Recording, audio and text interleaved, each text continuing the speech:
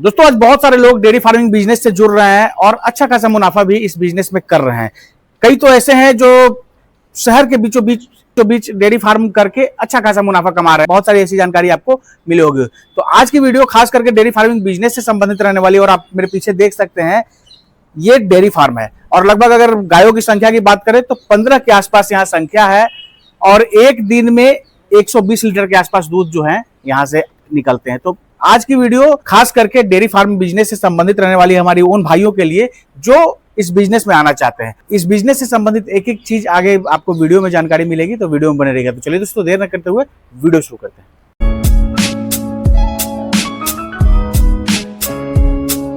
Sir हमारे channel पे आपका स्वागत है। नमस्कार जी। अपना नाम और यहाँ का पूरा पता हमारे दर्शकों को बताइए। मेरा नाम सतीश कुमार गुप्ता, गुप्ता डेयरी फार्म करनाल में हमारा मतलब ये Jundla gate near water tank Karnal, और शहर के अंदर ही ये सिटी के अंदर है जी। बिल्कुल स्टेशन से लगभग 3 किलोमीटर के 2.5 किलोमीटर की रेंज में ये फार्म जो है वो पड़ता है। हाँ। तो सर कब से इस बिजनेस में आप हैं? लगभग हमें ये 50 से साल हो गया इस बिजनेस के अंदर। 50 साल? हाँ। तो आप कर रहे थे आपसे पहले? नहीं, हमारी पीढ़ी दर पीढ़ी चल रहा है।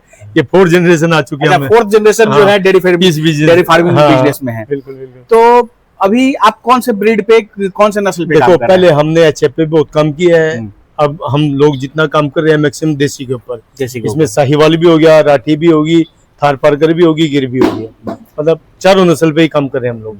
तो अभी सर कितने आपके? लगभग छोटे में बड़े मिला के 20 के आसपास जानवर है। ठीक है जी।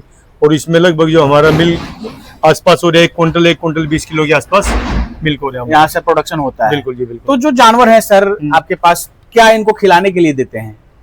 देखो फीडिंग मैनेजमेंट क्या है? फीडिंग में इनको आप जैसे इनको दिन भर के अंदर 4 किलो भूसा और 3 किलो दाना, ये सफिशिएंट है।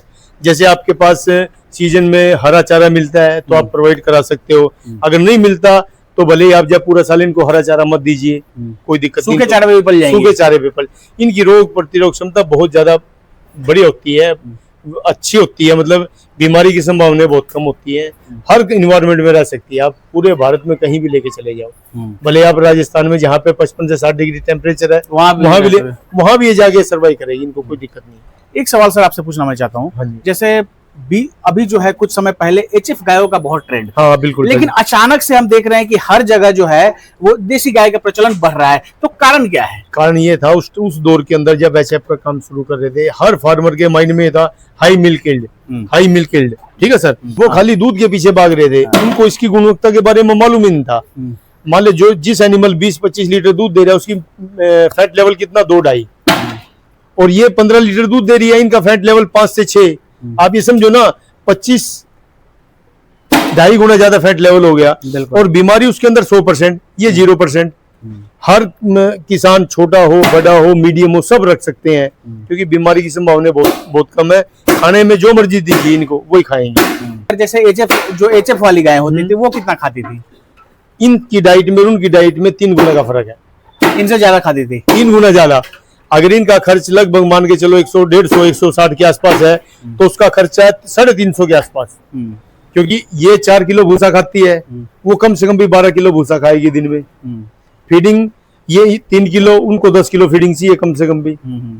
ठीक है ना। और देखो पशु जितना ज्यादा खाएगा उसके अंदर बीमारी की संभावना उतना ज्यादा बढ़ेगी। बिल्कुल। जितना आदमी भी कम भोजन खाएगा, पशु कम खाएगा, फिट रहेगा। अगर ज्यादा ठोक के खाएगा तो क्या बीमारी आएंगी, नेचुरली बात है। तो अभी तक जो मैं समझ पाया, एक तो कि एचएफ गायों में खर्च ज्यादा था, खिलाने का खर्च ज्यादा था, बीमारियां ज्यादा थी, दूध की क्वालिटी वैसी नहीं थी।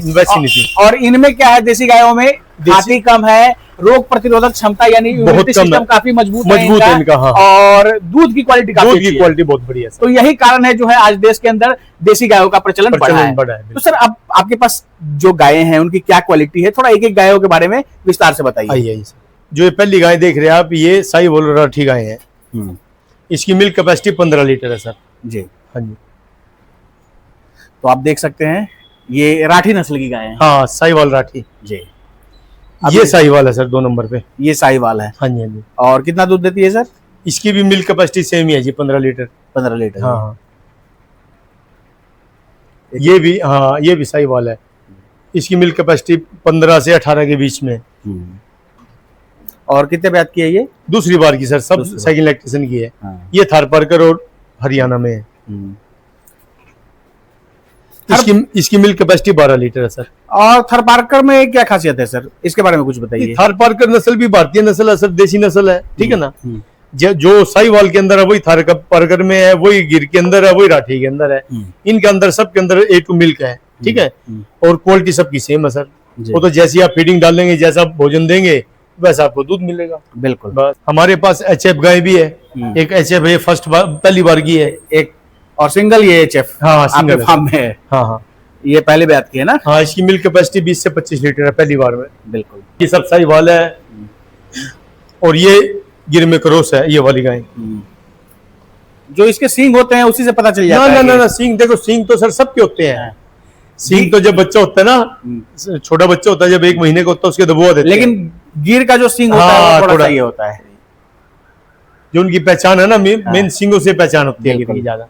कान उनके नीचे गिरे होते हैं जी, गिर के, आप देख सकते हो। साहिवाल के खड़े मिलेंगे कान, जैसे देखो बैठी है सब। तो आप देख सकते हैं कैसे आप पहचान पाएंगे, वीडियो के माध्यम से भी आपको पता चल पाएगा कि जो साहिवाल होती है उनके कान आप देख सकते हैं कि कैसे ऐसे खड़े होते हैं, और जो गिर की होती हैं वो पड़े होते हैं, वो ऐसे पड़े होते हैं, आप देख सकते हैं। तो ये जो है पहचान का तरीका है। और आप देख सकते हैं खाने में सर हम देख रहे हैं कि इनको आप देख सकते हो ड्राई भूसा पड़ा है, बिल्कुल ड्राई भूसा, और गेहूं का भूसा है। हाँ गेहूं का भूसा है।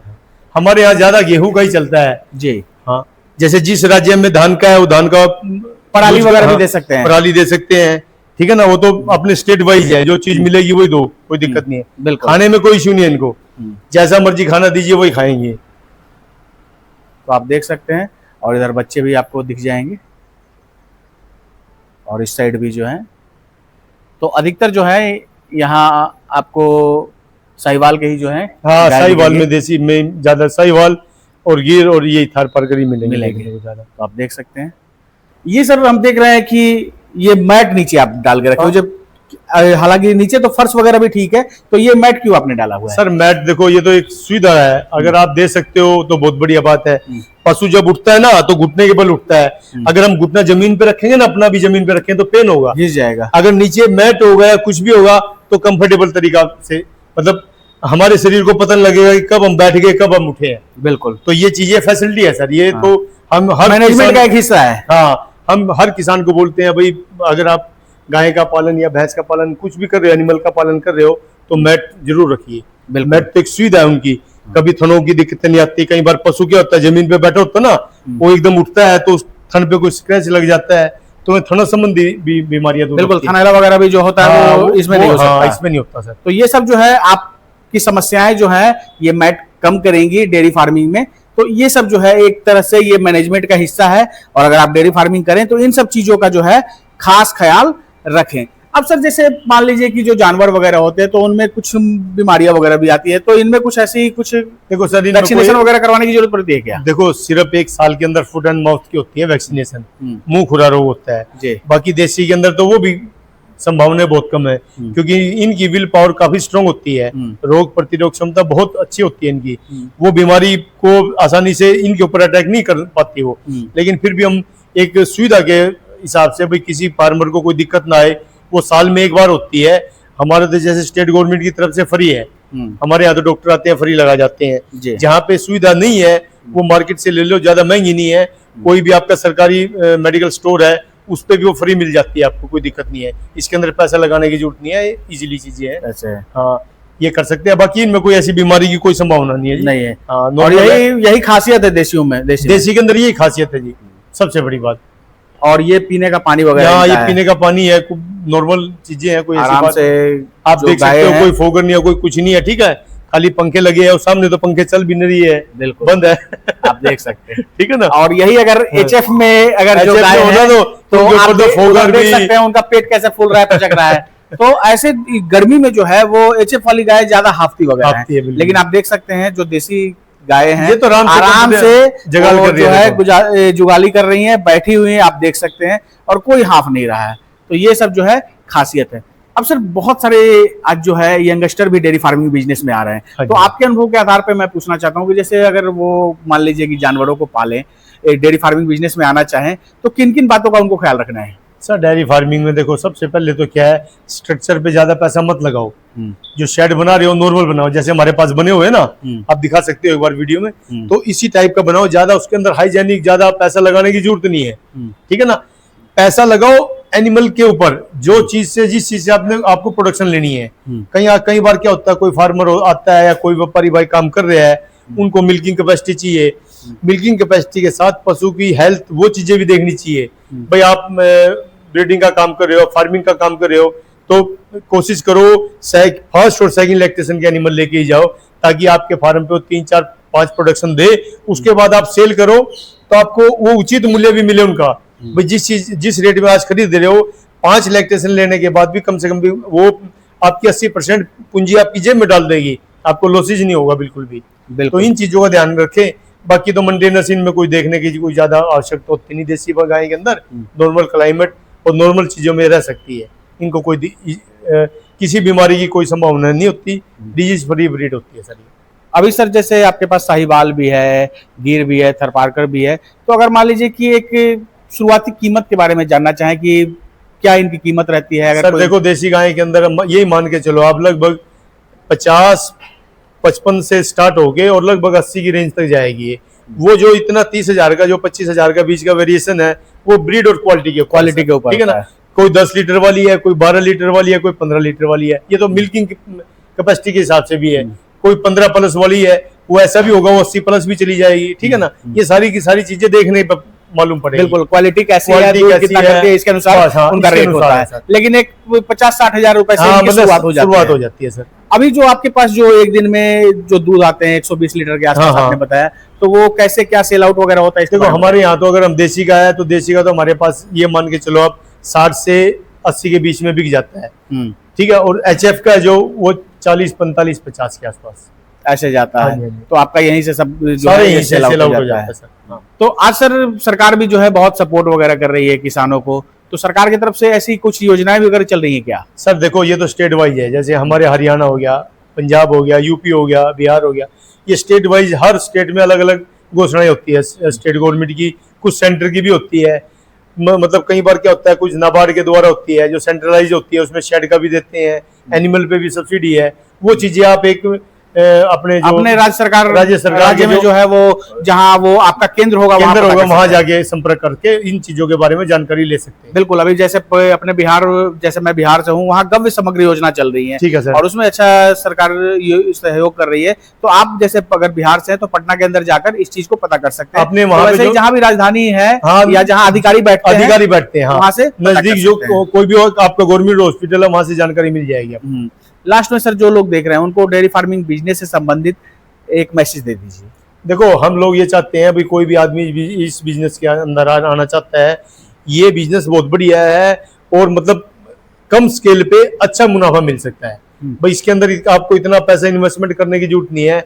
आप 5 पशु से भी स्टार्टिंग करके अच्छा बिजनेस, एक खुद का, किसी के पास नौकरी करने से बढ़िया खुद मालिक बन के आप अपना काम कर सकते हो। जी, बहुत बहुत धन्यवाद सर जानकारी देने के लिए और समय देने के लिए। बिल्कुल बिल्कुल सर, कोई दिक्कत नहीं। आप कोई भी किसान भाई इनकी वीडियो के माध्यम से हमारे पास आना चाहता है, ये हमारा नंबर अपने स्क्रीन पे डाल देंगे, आप हमारे से कांटेक्ट कर लेना, कोई दिक्कत नहीं किसी प्रकार की। पूरे भारत में हम लोग सप्लाई करते हैं। ठीक है जी, धन्यवाद, नमस्कार। दोस्तों ये सतीश सर हैं और गुप्ता डेयरी फार्म करनाल के अंदर है, जो कि शहर के अंदर ही है, और काफ़ी अच्छे से सर लगभग जैसा कि इन्होंने बताया कि 4th जनरेशन है, यानी 4 पीढ़ियों से जो है ये काम चल रहा है। और डेयरी फार्मिंग में आज वास्तव में जो है वो अच्छी खासी कमाई है, लोग कर भी रहे हैं, बशर्ते एक सही जानकारी के साथ आप इस फील्ड में आएंगे तो अच्छा खासा आप भी कमाई कर सकते हैं। तो दोस्तों आशा ये वीडियो आप सबको काफ़ी पसंद आई होगी। अगर आप इस वीडियो को फेसबुक या इंस्टा के पेज पे देख रहे हैं तो पेज को जरूर फॉलो कर लीजिएगा। अगर यूट्यूब चैनल पे देख रहे हैं तो चैनल को सब्सक्राइब कीजिएगा।